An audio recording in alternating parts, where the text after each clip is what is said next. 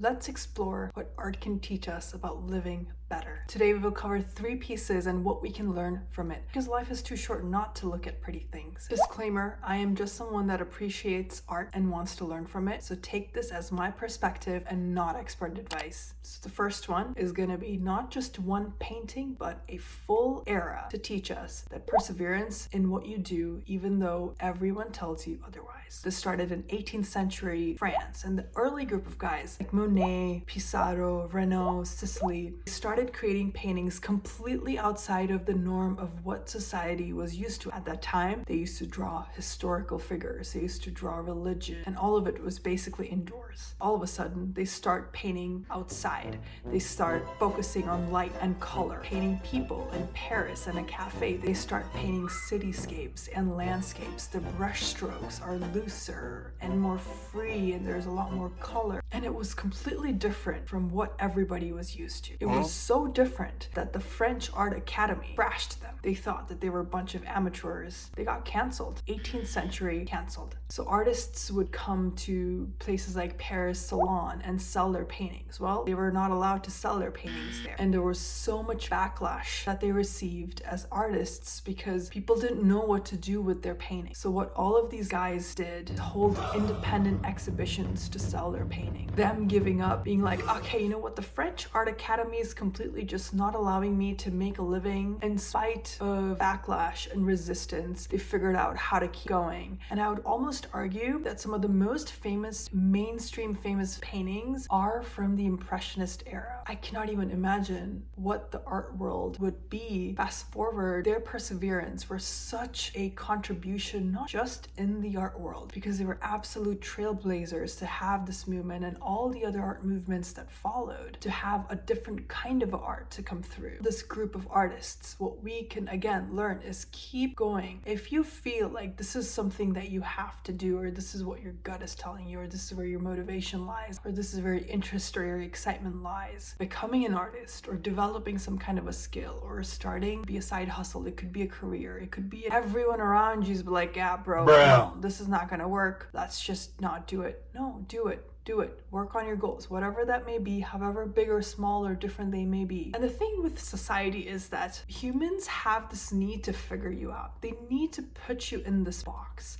And if you don't quite fit in the box, if you're trying to be a circle and a square, first hand automatically just rejected. You have a full-on impressionist era to back you in what you want to do in life. As proof to persevere. Don't try and conform. Be like Monet and Pissarro and Sicily and create beautiful things. The second point, practice makes better, and we can learn that from Claude Monet. Monet has many famous paintings. This is 18th century, so think about the technology that was available at that time. France had just established railroads and trains, and those newly invented aluminum tubes, so you could store stuff in those aluminum tubes. So Monet took the train with his equipment and the newly invented aluminum tubes with some pigment, traveled in this train to the outskirts of Paris to paint snow.